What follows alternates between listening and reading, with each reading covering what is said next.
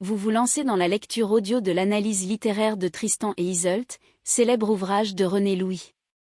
Au fil de cette lecture, vous découvrirez dans un premier temps une brève mise en contexte de l'œuvre et son auteur. Ensuite, un résumé de l'ouvrage vous sera exposé, suivi d'une analyse des personnages et des points clés du roman.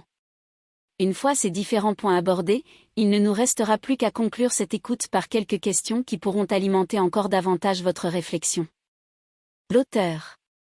Historien, philologue et archéologue, René Louis a enseigné l'histoire littéraire du Moyen Âge dans diverses universités, de 1941 à 1977.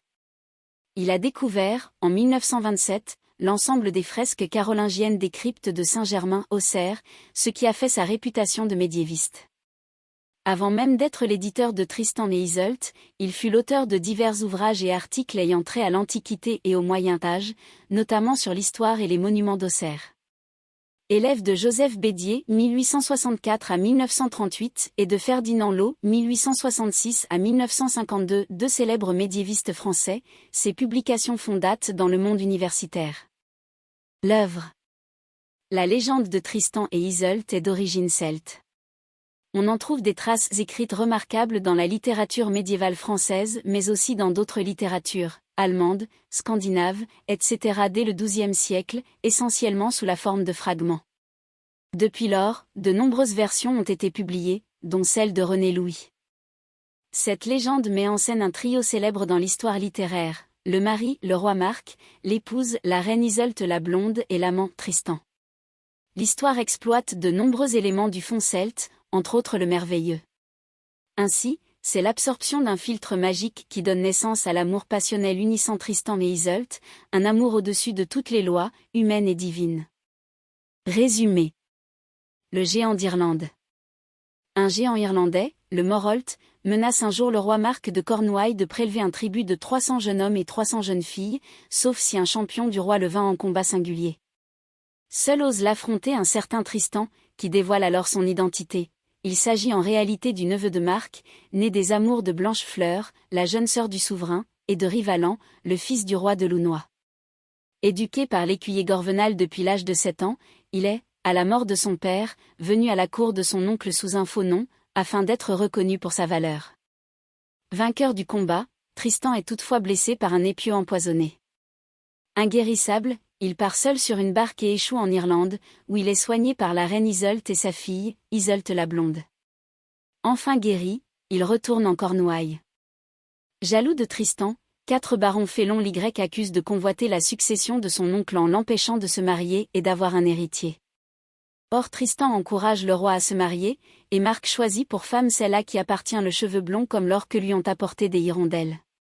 Reconnaissant le cheveu de la jeune Iseult, Tristan part la conquérir pour son oncle. Le dragon. Le roi d'Irlande, Gormont, promet Iseult à celui qui délivrera le pays du dragon qui l'infeste.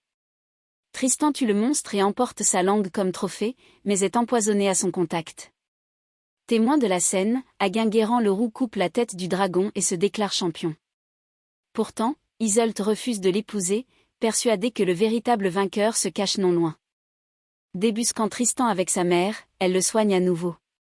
Lorsqu'elle s'aperçoit qu'un éclat trouvé dans la tête du Morholt, son oncle, provient de l'épée ébréchée de Tristan, Iseult se met en colère et veut le tuer, mais le jeune homme parvient à la raisonner en lui promettant de confondre Aguinguerrand.